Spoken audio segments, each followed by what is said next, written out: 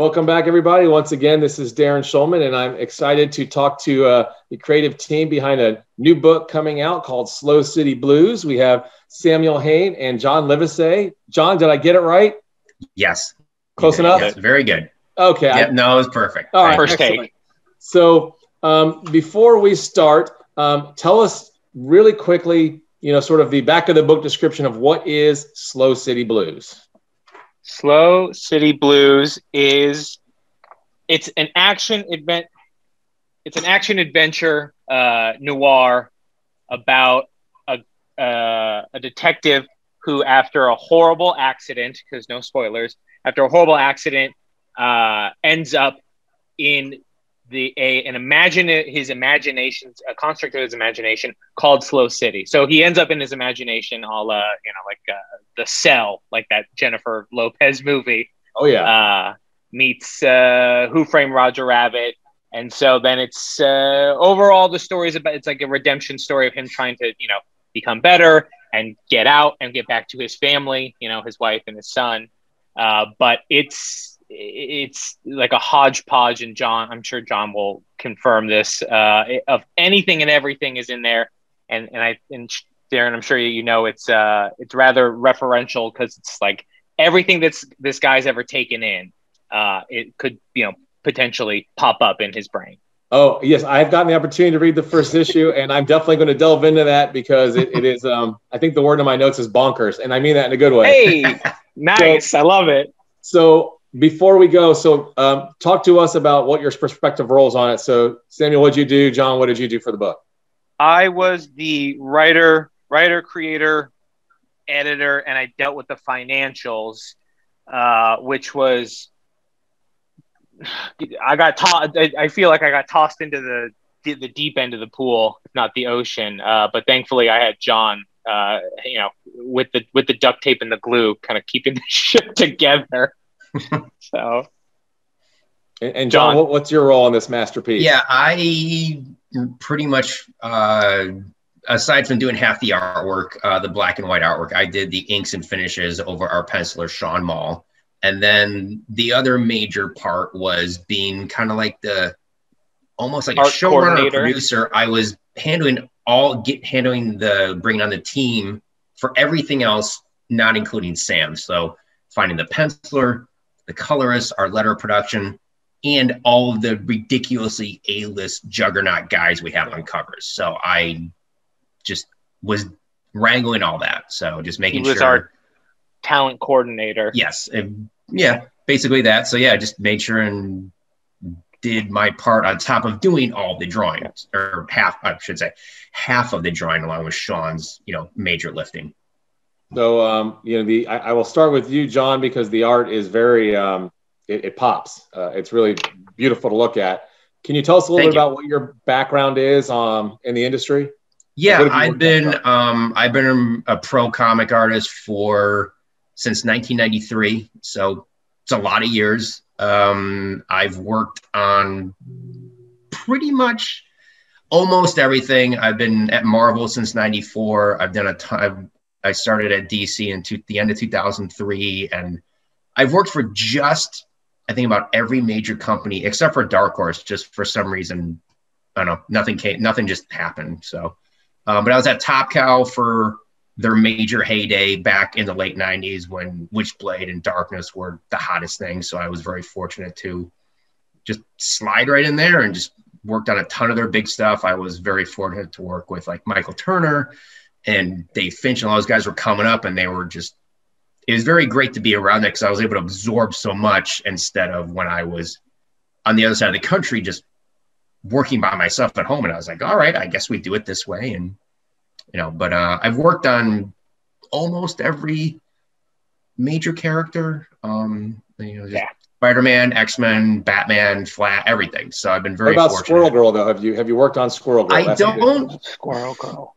I don't think I've done anything with her in it. It was weird. Like, any of the Marvel stuff I did later on was all the newest stuff. So instead of Spider-Man, I was doing Spider-Girl, or I was doing like this stuff. But at DC, I ended up getting like all the classic stuff. Like, I did a very long run of the Flash. and then Legion of Superheroes, and then Doom Patrol. So I like that stuff because I'm a very long time old school collector and all that stuff. So I like all those legacy old characters. Like Doom Patrol was very neat. So right when I started doing that series, I went out and bought the first appearance. So I was randomly at a Comic-Con that month, and I found that My Greatest Adventures number 80 for back then, nothing had skyrocketed like it is now. And I got it for a pretty good price. I was like, all right, good. So, because I won't be able to get the first appearance of the Flash. That's like out of the stratosphere expensive. I've got an extra copy of the first appearance of Superman if you want it. Yeah, that'd be swell. That would be very nice. Thank you. So, John, you've mentioned you've worked on pretty much every major created major character already that's already been created. Sorry, I got tongue-tied.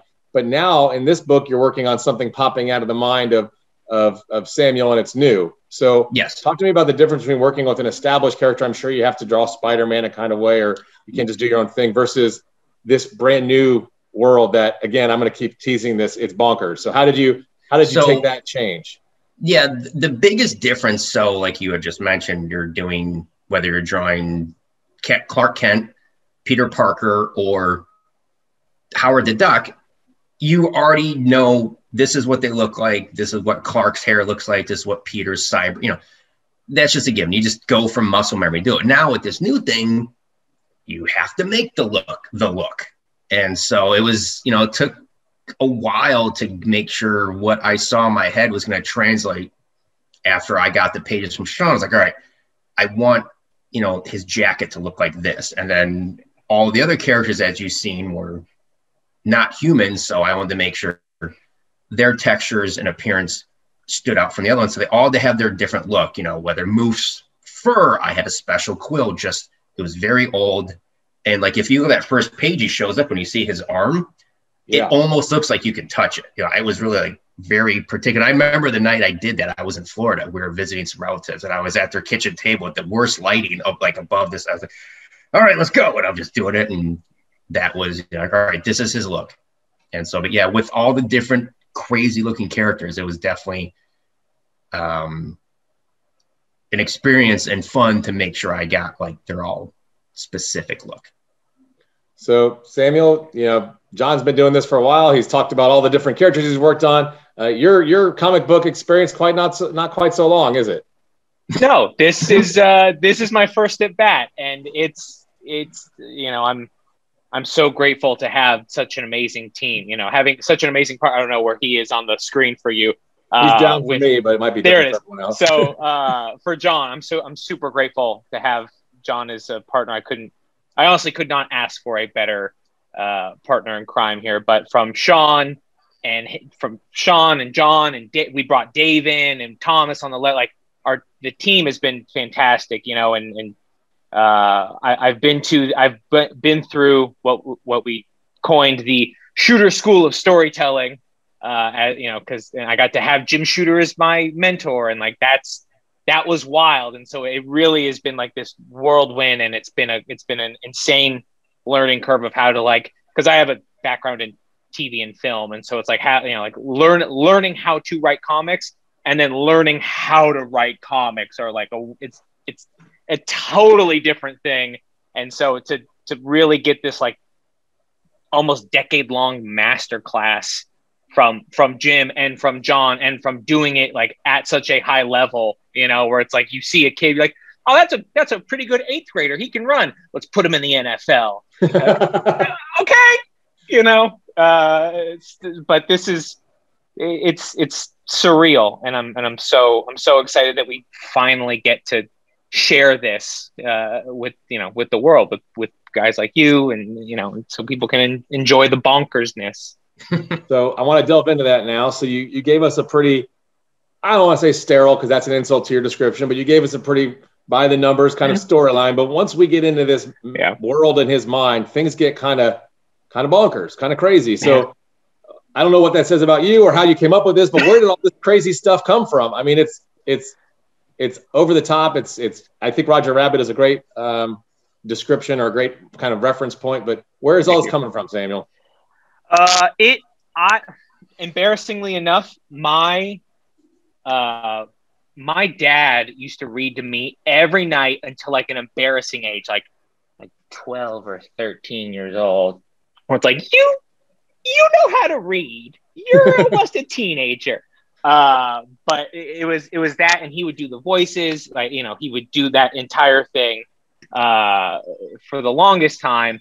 And then I'm such a huge I mean, specifically Slow City Blues, that's where my dad is, where all of this, like, anything and everything is fair game. But I think at least the noir, the noir aspect of it and the adventure aspect of it is, I'm a huge Dresden Files fan, like the Jim Butcher book series. And I'm also a huge Bill Willingham Fables fan. Like, I love Big B Wolf. I think that's such a, like, brilliantly done, just like it's like that Neil Gaiman thing where it's like funny hats, so like take it and twist it. And so for me, it was, I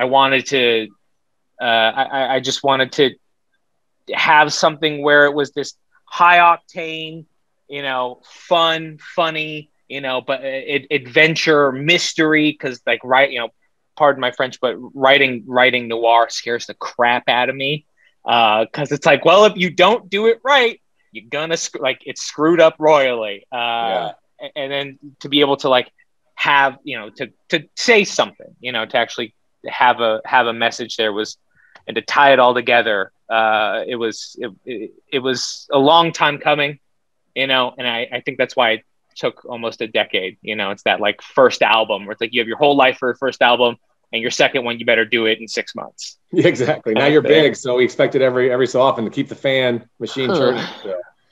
So I'm always very keen to learn about the collaborative process in making art, and particularly comic books. So talk to me about how you kind of assembled this team, but perhaps more interestingly, how does the process work? You've got your script, you've got your ideas. How do you get it on the page? We talked about the characters. How how much direction do you give? Are you turning the writers loose or the artists loose based on your script? Talk to me about that. Well, I think, you know, I'd love to hear John talk about putting the team together, because he was the coordinator, so he was absolutely instrumental. I always tease him and I call him the mayor of town, because everybody loves Livesay. But if it was not for him, it would just be me, and then him, and, you know, and maybe not even him. It'd just be me going like, I got a thing. I swear to God, it's pretty cool. So please go ahead. Yeah, after Sam and I met and we talked about it for a while, then we just started, you know, I started putting the feelers out and asking if anybody, you know, trying to find out who might be available, because everybody is generally booked up or they're under contract, or, you know, or I know the people if they're too slow, or, you know, other things that could prevent the book from coming out. So eventually, going through a couple people and other people, I heard that Sean was interested in doing, you know, he's looking for more work, or he was looking to get back in the field, and I got his info. We spoke on the phone, and he was kind of into it. So we sent him the script, and, you know, he dug it right off the bat. And, you know, I knew weirdly enough, he and I had worked together on this very short Marvel story, but I had completely forgotten about it, because it was one of those deadlines that was so crazy tight. There was one of those times, like, you really don't get any time to think. You just go in the muscle memory. You just have to hurry up and get these pages done. And it was just really fast. And it was a silly little story for, like, a what if kind of book. And I didn't realize it until he brought it up. And I was like, oh yeah, it was like years ago. And so we knew we already worked pretty good together back then. So I wasn't too worried about bringing him on board, and I knew he knew his stuff. So then, but what about Dave? Yeah. Too? And then after we got a lot of the pages penciled and inked, I've been friends with David Barron for a long time. And Sam and I had gone to the New York Comic Con in 2019, and David, like, hey, why don't we have our tables next to each other in Artist Alley to help each, you know, you watch each other's stuff, and if you got to get up and everything. So I was like, yeah. So Sam and David actually got to meet before we brought him on the book. And then when colors were ready to go, we're like, well, this is, I mean, you know him already, and we know he's very, very good at his craft, and he's very pro, so we don't have to worry about, you know, lateness or whatever. So, and weirdly, I didn't think it was going to work because he's so overbooked, and I just caught him at the right month or week, and he's like, yeah, I think I can fit this in. And yeah, it worked out. And bringing on Thomas for lettering and production, I got a recommendation from my good buddy Jeremy and Jeremy Haine, who does many, many different creator-owned books, and he has used Thomas, I think, most of the time. So it worked out, and Thomas had time in his schedule, and it was perfect. He knew his stuff, and it helped since we had all pros doing each specific category of what it takes to make a comic. It did help, and there wasn't any, you know, steps that we could screw up. It definitely helped me because, again, this is my first at bat, and so it was a lot of learning curve. And I think John and definitely Sean will attest to this. So my process is, because again, I come from TV and film, I'll write it out. I'll write the whole story out, the whole 5 issues, the whole whatever the storyline is out in script format, and then I'll send it to, you go, writing is rewriting, you know, blah, blah, blah, blah, blah. I'll send it to Sean, which then he is so thankful for, because he goes like, oh, I never get to read a whole story arc at the same time. But then I'll take it and I'll break that down into its comic scripting. Now, the one thing and the biggest hurdle for me, at least, and I know, again, John and Sean will absolutely attest to this, is as someone who works in film and TV, you take for fluidity of motion for granted every time. And so it's like, you got to do the old Jack Kirby where you like pick the most, like you pick your shots, you pick your stills, you pick your most energetic stills. And I would get calls from Sean going, I see what you're doing here in this panel. This is 17 panels just itself. Now that makes it a 24 panel page. No. And then I'll call John and go like, you know what? We should probably add like 5 pages to this to make this work. And see, he's shaking his head. He's like, no, we don't have the budget. And so then I figured that out. And so we got, and then it fell into, once we got through that, I think from the first probably issue and a half, again, like you're sticking a middle schooler in the NFL, you got to learn quick. Otherwise you're going to get flattened. So is your script so detailed as like each panel has this, or are you just kind of having like the movie script and saying, run with it, dudes? No, I mean, like, I think I need to do that. I was better about it later because I wanted to, because this world is so wacky. And there's been so many times where Sean will bring in something that I had I didn't even think of, where it's like, oh, that's what it should have just been. Or like, oh, that's always what it was in my head.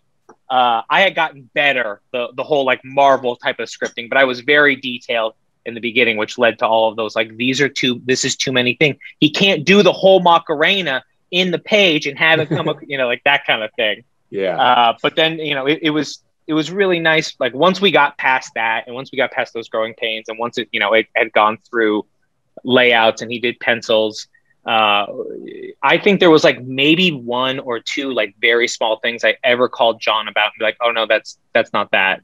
And then, and then for Dave, it was like even less so. I think that, or maybe 5 in all 5 issues and all 150, 60 pages. There was like 2 things from John and 5 things from Dave and color notes. Color notes is always more often. And then thank God for Thomas, because even though I'm a writer, I couldn't spell my way out of a paper bag. It was really nice to have him there and go, like, well, that's not how this works in comic lettering, or like that's spelled wrong. Like, oh, cool, thank you. Good to know. Thank you for that. Yeah. Yeah, but like it was a trip trying to like to learn. It was not trying to, but to learn that. But it was made so much easier by having such an amazing team that I could kind of unload all of my naivete onto. I don't want to spoil any of the book, but John did say that the characters in the bar are not human. So yeah, I don't want to say what they are because the fun is kind of reading through it and how bonkers it is, although you can certainly share whatever you want. But did you tell John this guy is this and this thing is this kind of thing, or did you just kind of John, did you just sort of create the creatures, or how much kind of interplay is there in terms of what ends up in this? No, they were Sam had them pretty well described. And then Sean broke it all down and gave them their look. And then when I got it to my part, I'm the one that really, just put in all the textures and rendering and stuff. But Sean brought it to life. Sean gave it the look of, Sam's very descriptive, like, all right, well, this is what this guy is, and this is what this guy's in. And sometimes you need that, because then you're going to have too much back and forth of, well, that's not what I meant. It's like, well, you didn't say that. So it is. Some guys don't want to be fully told what to do, but it is helpful sometimes.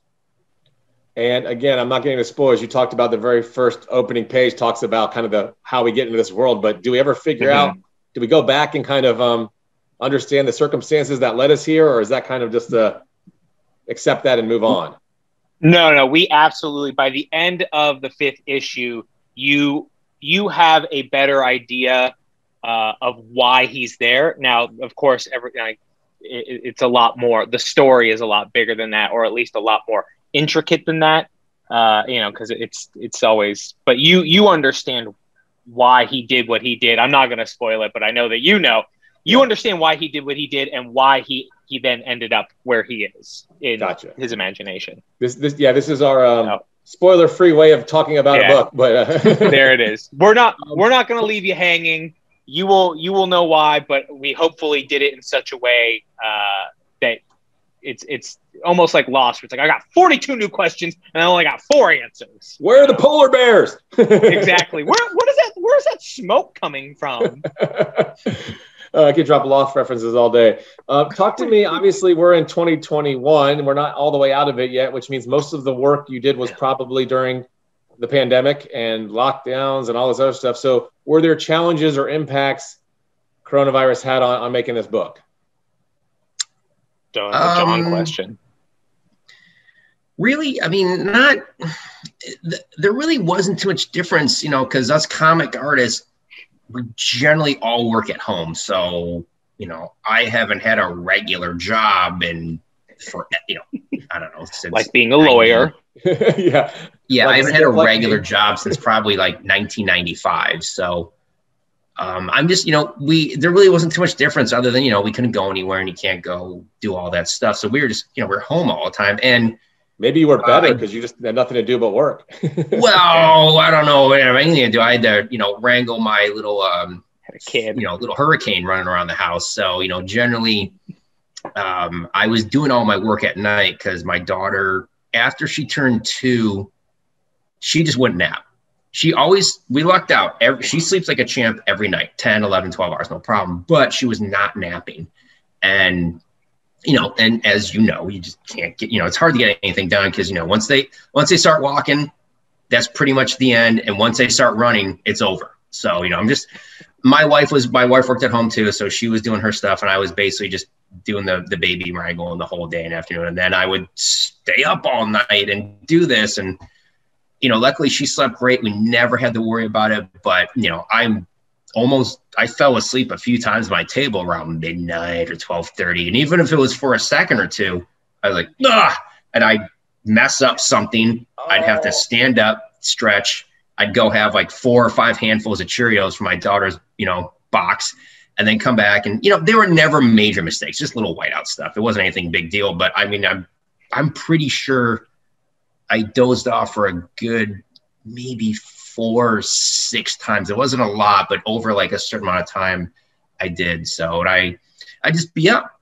all night, whether I got in bed at 3 or 4 or 5. It was starting to, get a lot. And then I think that almost weirdly enough, the pandemic helped kind of supercharge get us to the finish line because Thomas is a teacher and he lives in Germany. So it's already hard enough to get a hold of him. And so when school shut down, he had more time to I could actually get a hold of him and FaceTime him. And, and so it was almost like serendipitous that, and we got to finish right in time where, Zoop was looking for projects. And so we just kind of got connected, and it seemed like such a perfect fit. And we're like, oh, this feels like we're going into this 2021, do it yourself, big time energy, thankfully, and I always say it's ironic because I started this journey on food stamps and I weirdly enough, and I was a bartender until we got, we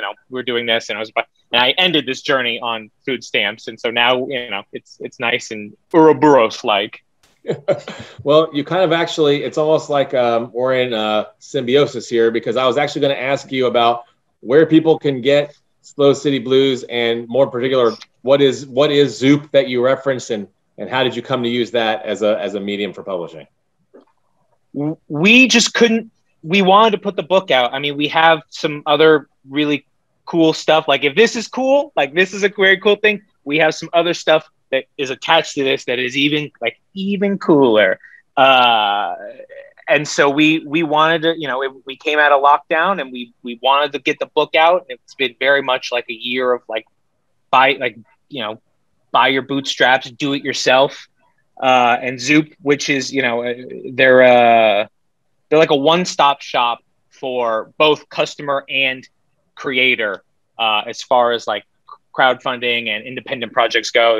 They're a turnkey concierge service for the creators that handles the marketing, the fundraising, the fulfillment, the distribution. They help with the shipping. So it's like, and they had asked us for like give us a pithy quote. And so I came up with Zoop handles the heavy lifting so pros can focus on the work they want to do. They take the ow out of crowdfunding. And like on the consumer side, it's super rad because it really is like it's like Amazon easy to get exactly what you want and quickly, and thank God, like we're all done, all the covers are in, all the issues are done. It's ready to go right away.